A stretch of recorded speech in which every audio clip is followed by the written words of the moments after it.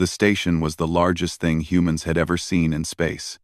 It was shaped like a ring, spinning slowly around a dying red star. Lights covered every part of it, and ships from 100 different worlds flew in and out of its many ports.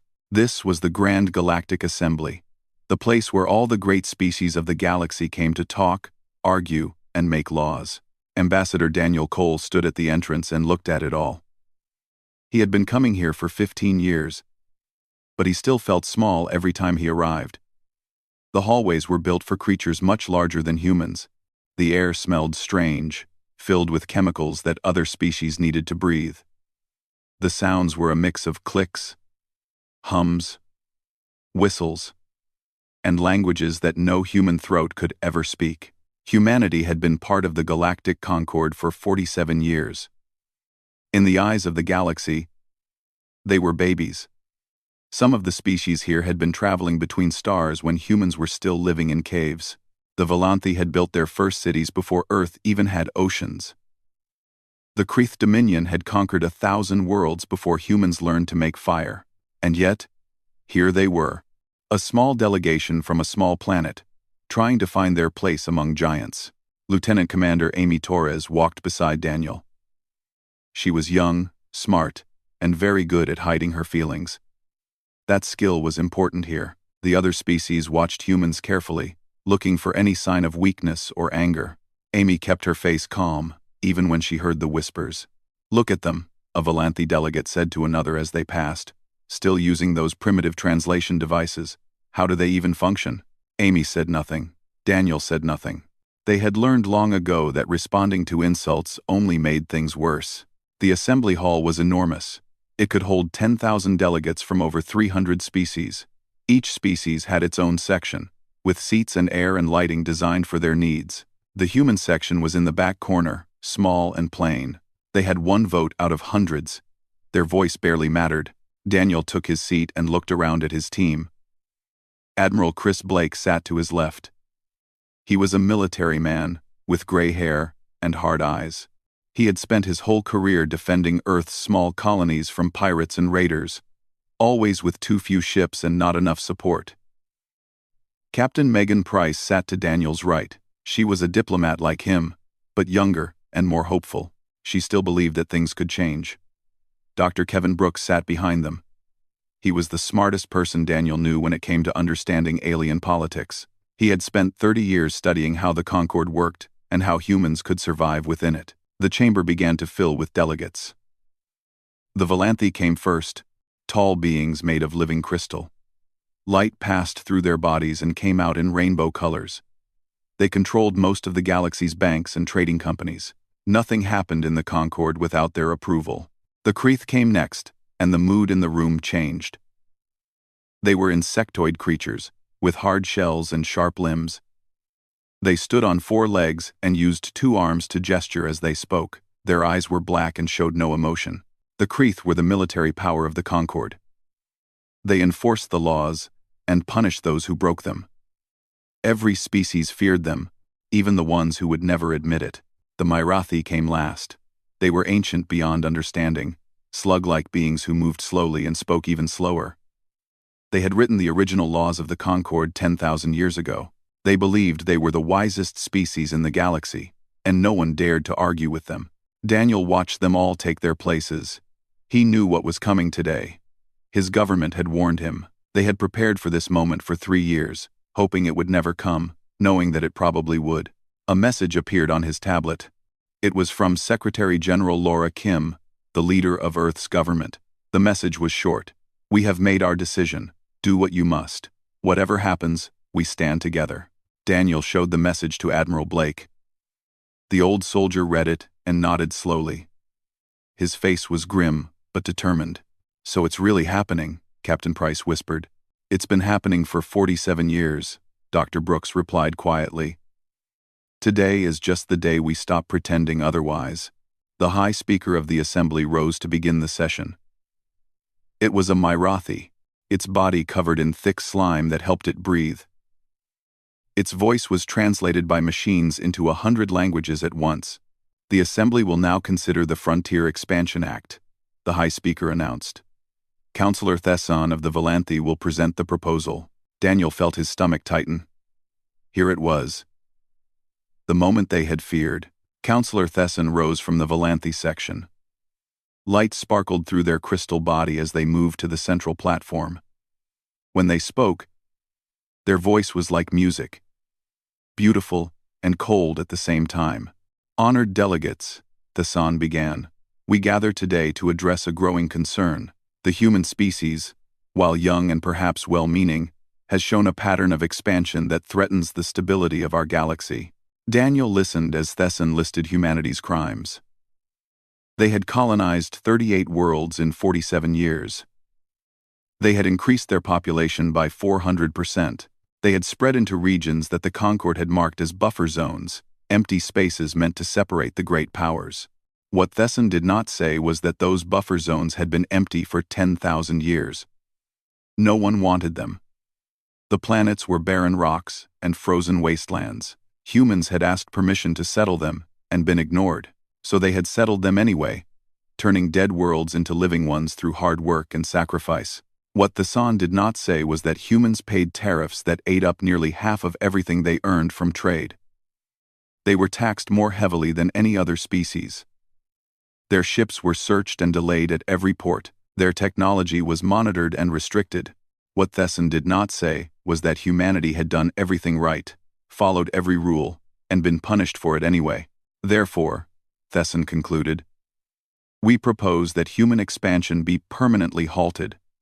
Their borders will be sealed. No new colonies will be permitted. This is for the good of all. The chamber filled with sounds of agreement. Clicks from the Kreth, harmonics from the Valanthi, slow rumbles from the Myrathi. Daniel looked at his team.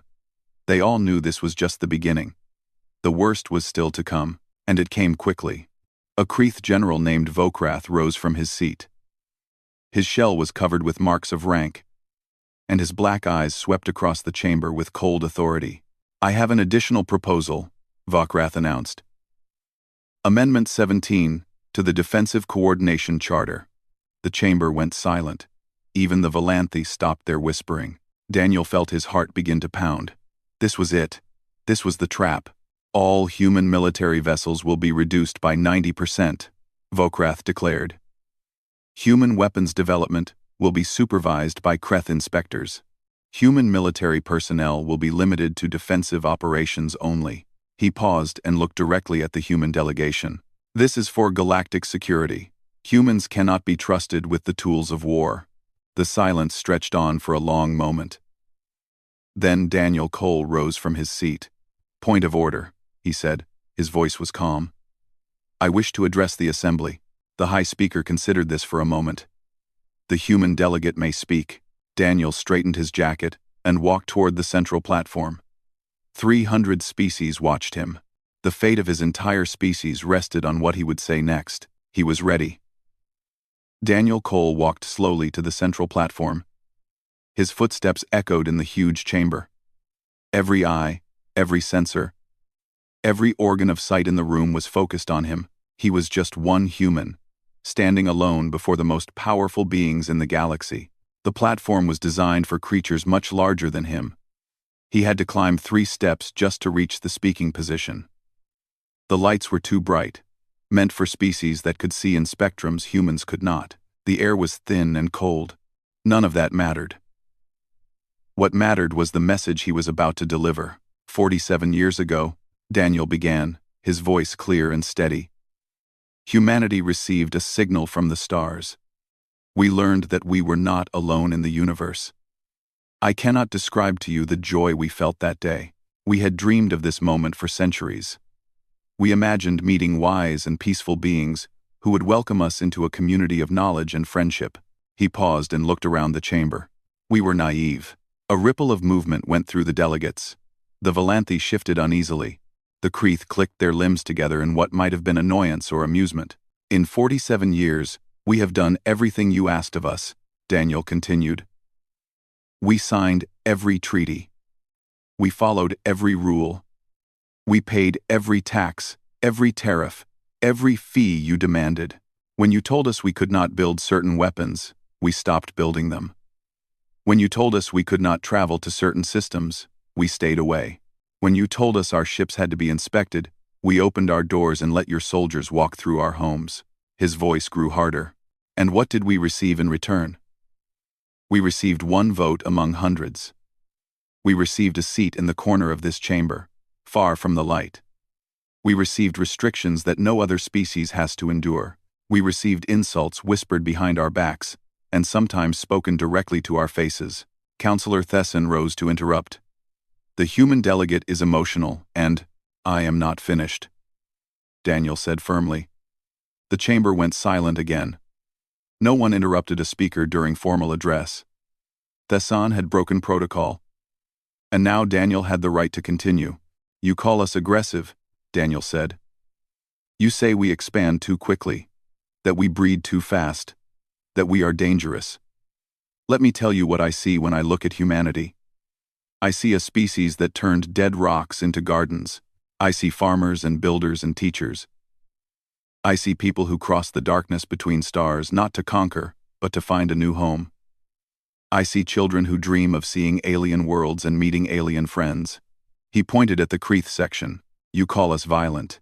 Your species has conquered over 1,000 worlds by force. You have military bases in systems that belong to others. You enforce your will with warships and soldiers. How many species have you destroyed? How many peoples have you enslaved? And you call us the violent ones?" General Vokrath stood up, his shell rattling with anger. "You dare to—" "I dare," Daniel cut him off. "I dare because I have nothing left to lose. You have taken everything else from us. Our pride, our freedom, our hope for a better future. What more can you take?" He turned to face the entire chamber.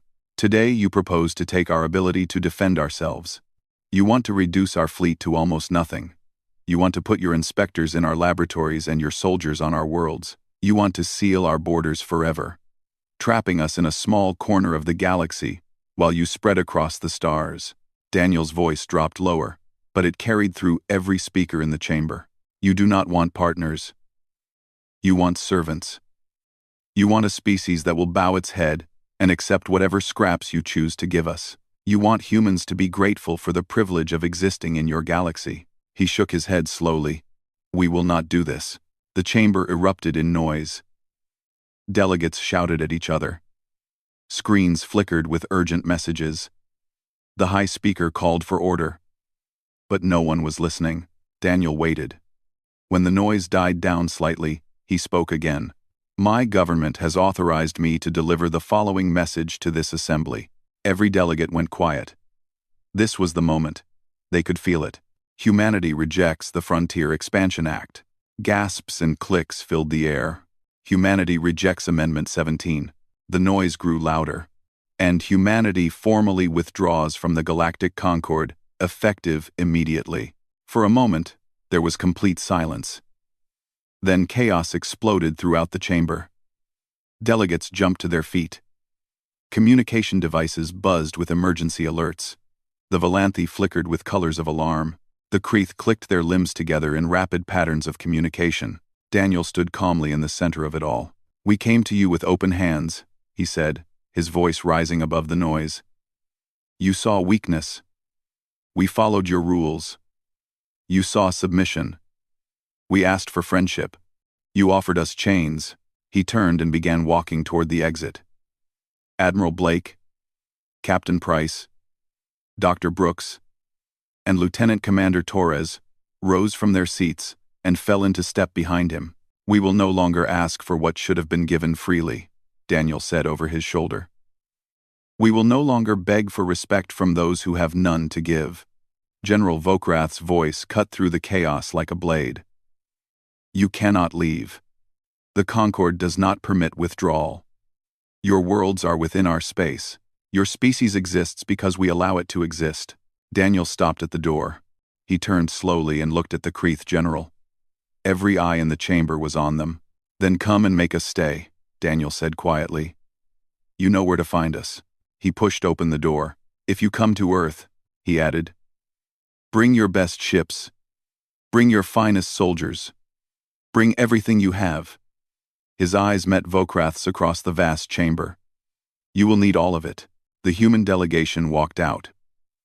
The door closed behind them with a soft sound that seemed to echo forever. In the chamber, 300 species sat in stunned silence. Some were angry. Some were frightened. Some were already calculating what this would mean for trade and politics and power. But one feeling was shared by almost everyone in that room, though few would admit it. Fear, not fear of what humans had done today. Fear of what they might do tomorrow. Fear of the unknown. Fear of a species that had just looked the most powerful civilizations in the galaxy in the eye and told them no. General Vokrath was the first to speak. "This is an act of war," he declared. "The Kreth Dominion will respond appropriately." Councillor Thesson's crystal body pulsed with nervous light. "Perhaps we should consider negotiations." "There is nothing to negotiate," Vokrath snapped. "They have rejected the Concord. They must face the consequences." The High Speaker finally restored some order to the chamber. "This session will recess while we consider our response. All delegates are advised to contact their governments immediately." As the delegates filed out, whispers spread through the corridors of the station.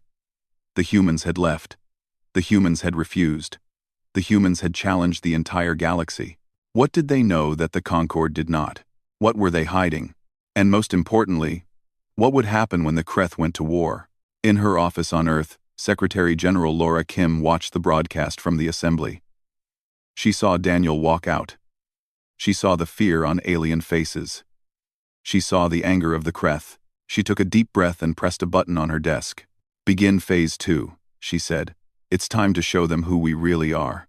In the days after the walkout, panic spread across the galaxy like fire through dry grass. Emergency meetings were held on 100 worlds. Intelligence agencies pulled every file they had on humanity. Diplomats sent urgent messages to Earth, offering to talk, to negotiate, to find some way to fix what had been broken. Earth did not respond. The silence was terrifying.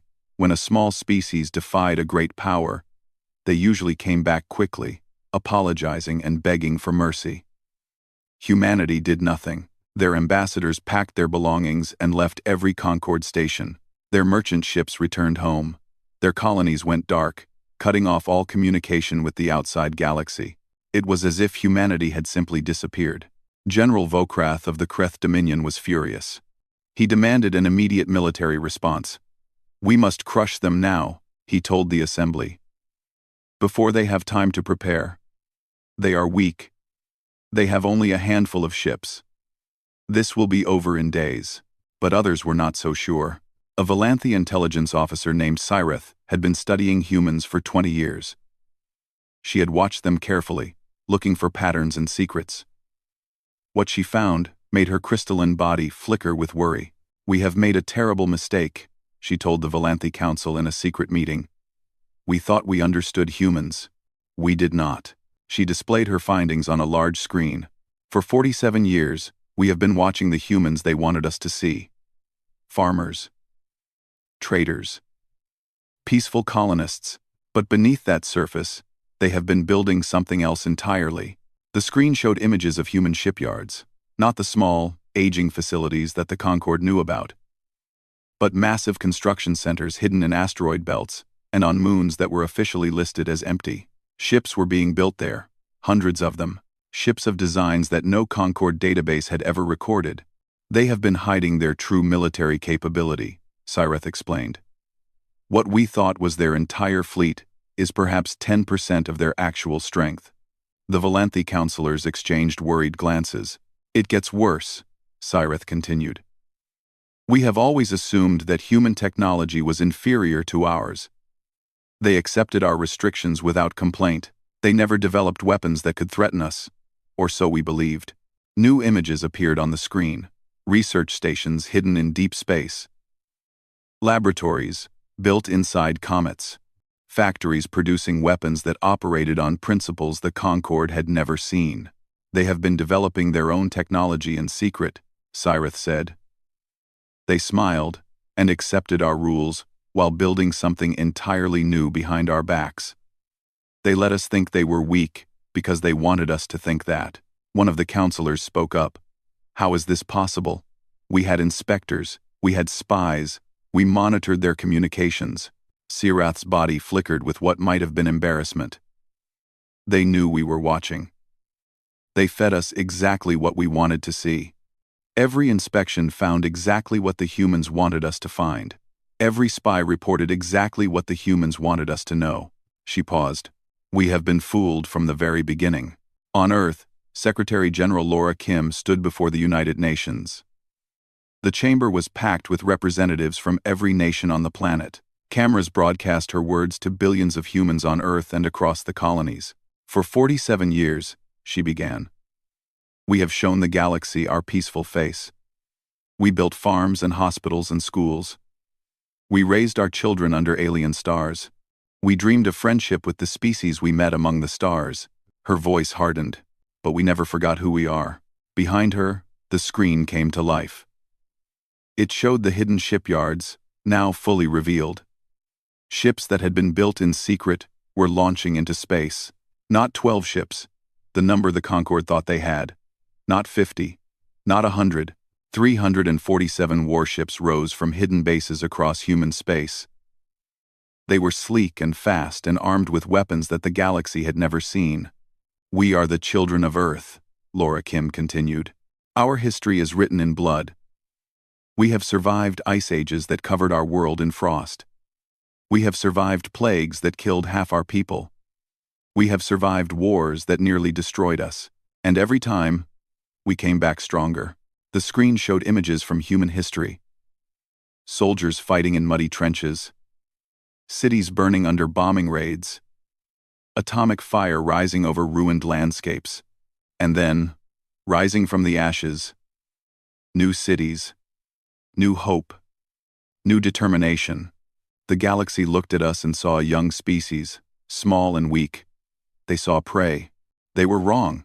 Admiral Natalie Ross appeared on screens across human space. She was a tall woman with silver hair and eyes like cold steel. She stood on the bridge of a warship that the Concorde had never known existed. A vessel named the Spirit of Defiance. To the people of Earth and the colonies, she said, I want you to know what we have built. For 47 years, your taxes and your labor have gone to a secret project. Some of you knew. Most of you did not. We apologize for the deception, but it was necessary. She gestured to a holographic display that appeared beside her. It showed the full extent of human military power.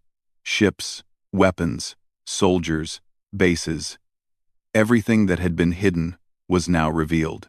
We hoped we would never need to use any of this, Admiral Ross said. We hoped the galaxy would accept us as equals. We hoped for peace. But hope is not a strategy.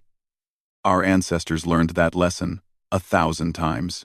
You do not survive by being weak. You survive by being strong enough that no one dares to attack you. She looked directly into the camera, to the galactic Concorde. We never wanted to be your enemies. You made that choice for us. We asked for friendship and you gave us chains. We asked for respect and you gave us contempt. We asked for nothing more than the chance to live and grow. And you tried to put us in a cage. Her voice dropped lower. Now you will see what happens when you try to cage humanity. Across the galaxy, the broadcast was received and translated. Delegates who had laughed at humans fell silent. Military commanders who had dismissed them as weak began to sweat. Traders who had cheated them suddenly remembered every unfair deal, every stolen cargo, every insult. General Vokrath watched the broadcast with growing rage. This changes nothing, he declared. They have more ships than we thought. So what? The Kreth have crushed larger fleets. We have conquered greater enemies. These humans are still young, still inexperienced. They have never fought a real war against a true power. His advisors nodded, but their agreement seemed less certain than before. Prepare the fleet, Vokrath ordered. We will show these humans what war really means. On Earth, Secretary General Kim received word that the Kreth were mobilizing. She had expected this. They had all expected this. How long until they arrive? She asked. Based on their standard travel speed, approximately 3 weeks, her military advisor replied. Kim nodded slowly.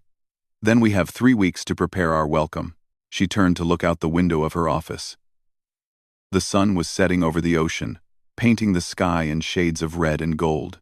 "They have no idea what they're walking into," she said softly. "They think this will be like all their other conquests. Show up with a big fleet, fire a few shots, watch the enemy surrender." She smiled, but there was no warmth in it. "They're about to learn the most important lesson of human history. We don't surrender. We don't give up. We fight until we win or until we die. And even then, our children pick up the weapons and keep fighting." She pressed a button on her desk. "Activate all defense systems. Recall all personnel from leave. And send a message to Admiral Ross." "What message, Secretary General?" Kim's smile grew wider. "Tell her it's hunting season." The Kreeth battle fleet was a terrifying sight. 40 warships, each one the size of a small city, moved through space in perfect formation. Their hulls were black and covered with weapons. Their engines burned with blue fire that could be seen from millions of miles away. General Vokrath stood on the command deck of his flagship, the Endless Conquest. He had spent his entire life fighting wars. He had conquered 17 worlds and crushed 34 rebellions. His name was spoken with fear across 100 systems.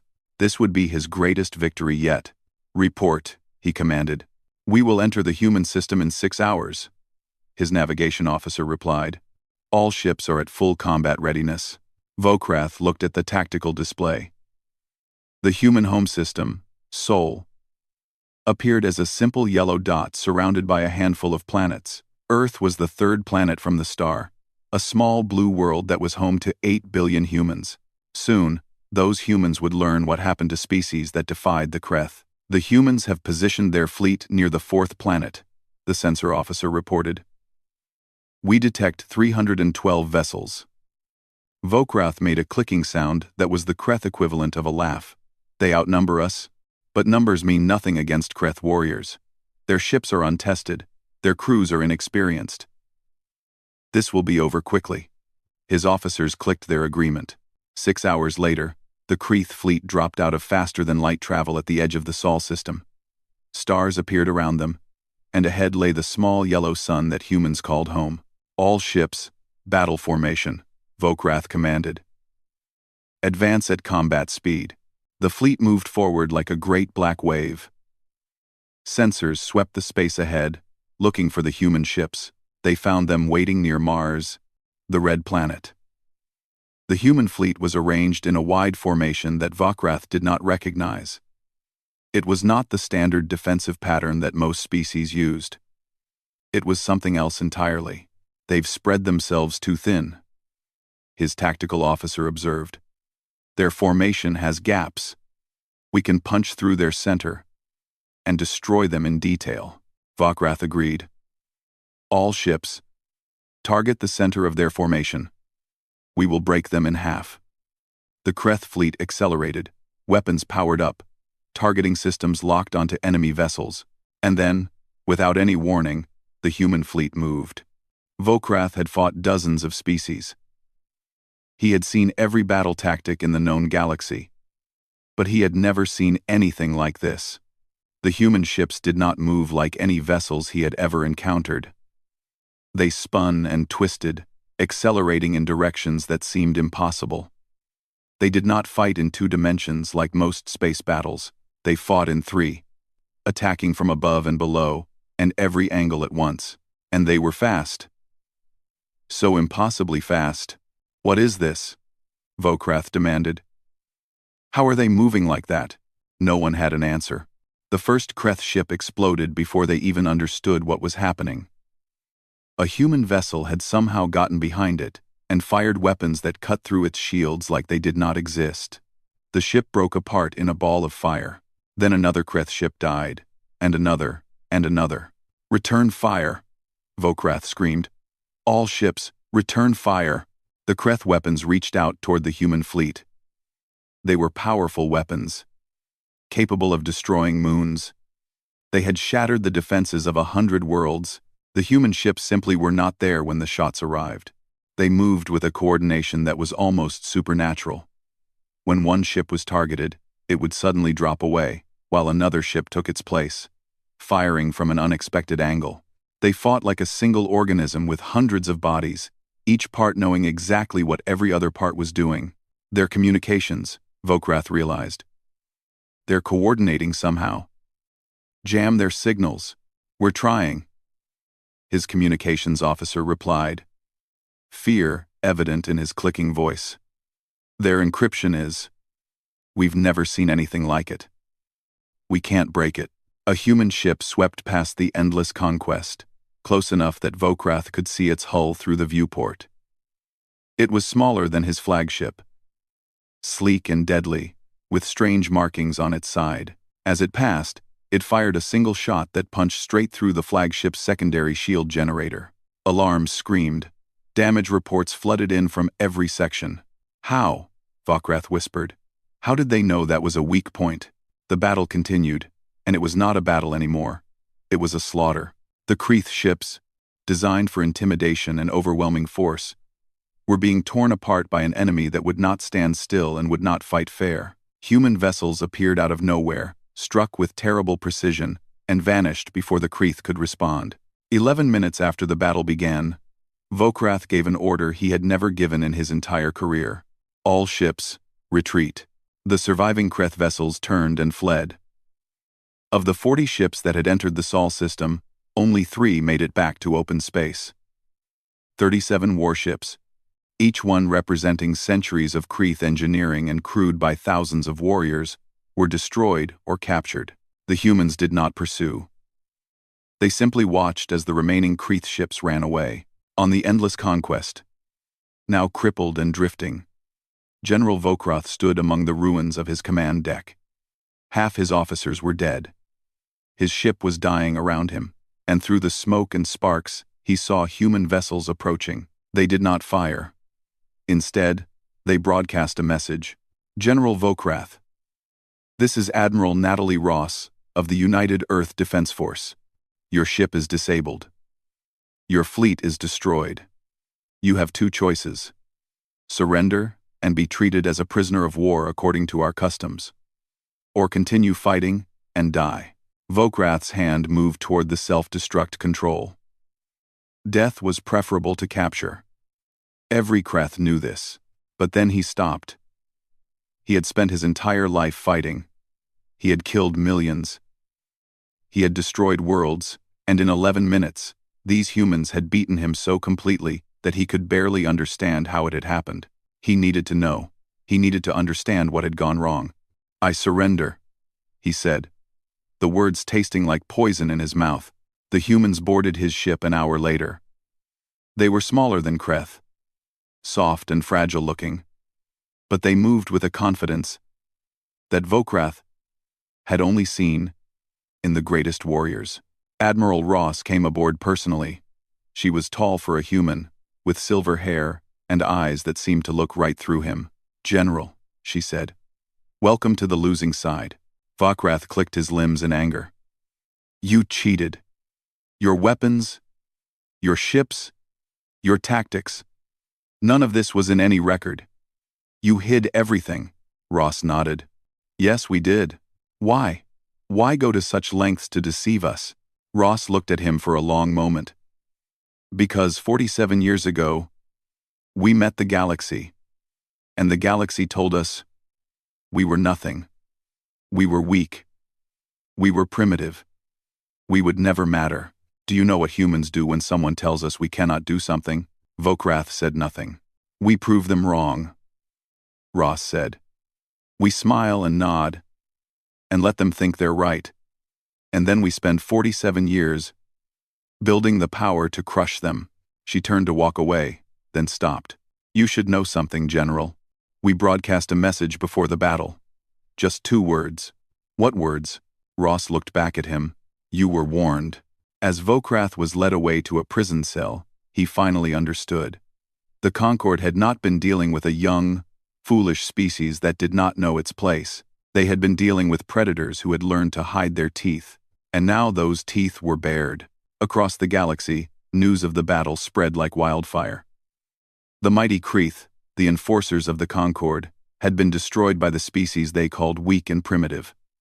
40 ships against 300, and yet it was the 40 that had been slaughtered. Fear spread through the Concord like a disease. If the Kreth could not stop the humans, who could? And on Earth, people celebrated in the streets.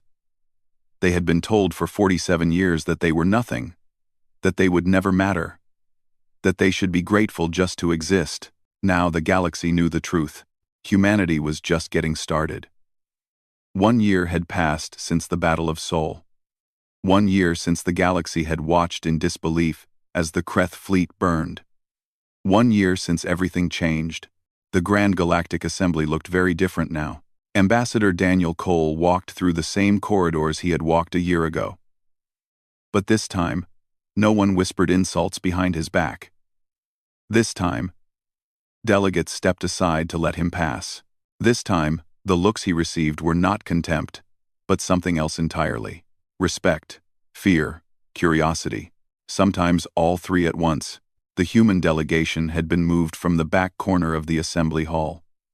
They now sat in the center section, in seats that had once belonged to the Kreth Dominion.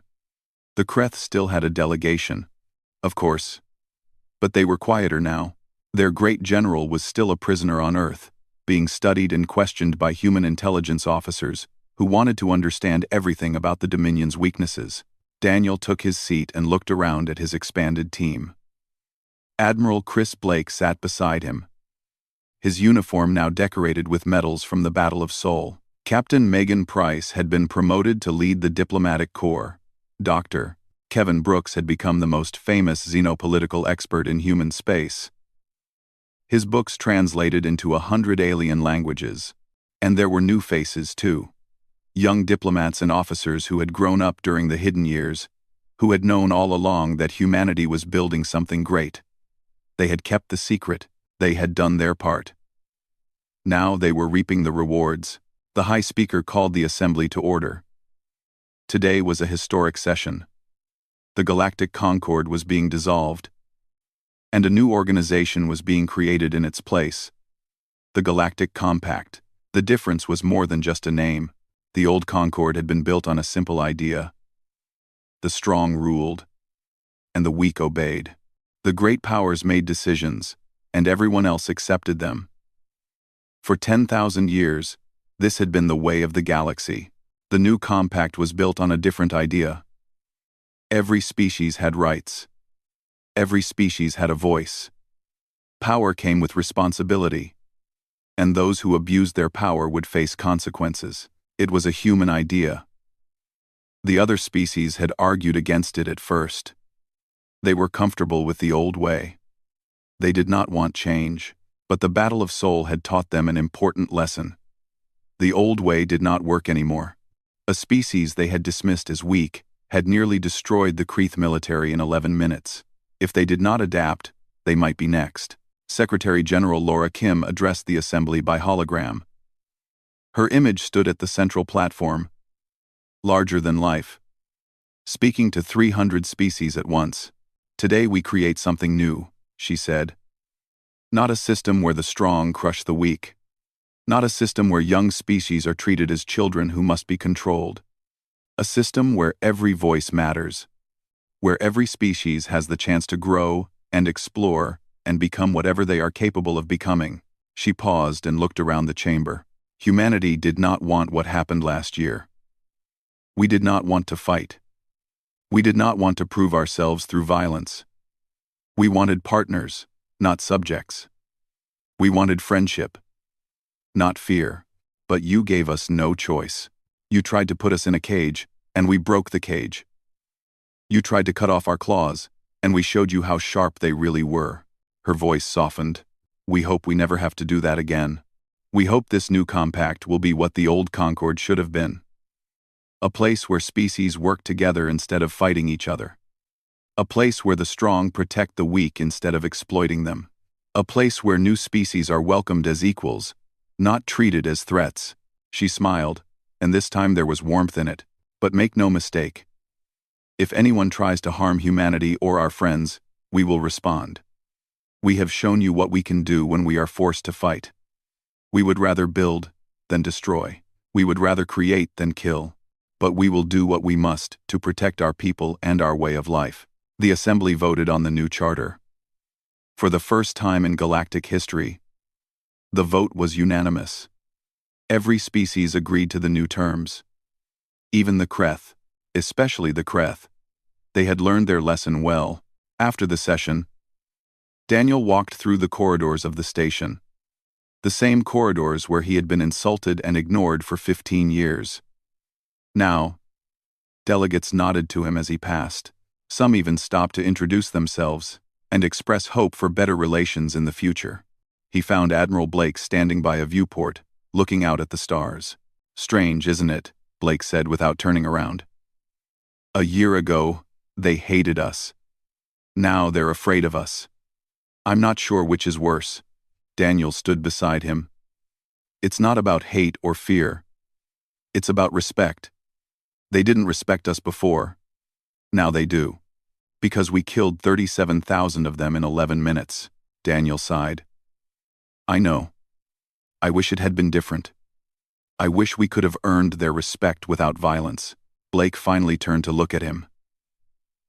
"We tried. For 47 years, we tried. We smiled and nodded and followed their rules. And they despised us for it. Some species only understand strength. It's not right. But it's true."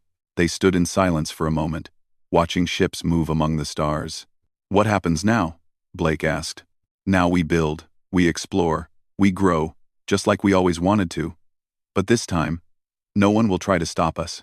Back on Earth, Dr. Derek Stone gave an interview that was broadcast across the galaxy. He had become the public face of human diplomacy, a calm and thoughtful voice that alien species found less threatening than military officers. A Mirathi journalist asked him the question that everyone in the galaxy wanted answered. "What does humanity want?" Derek smiled. "We want exactly what we always wanted. A fair chance. A seat at the table. The right to grow and explore and become whatever we're capable of becoming." He paused. "We learned something important in the last 47 years.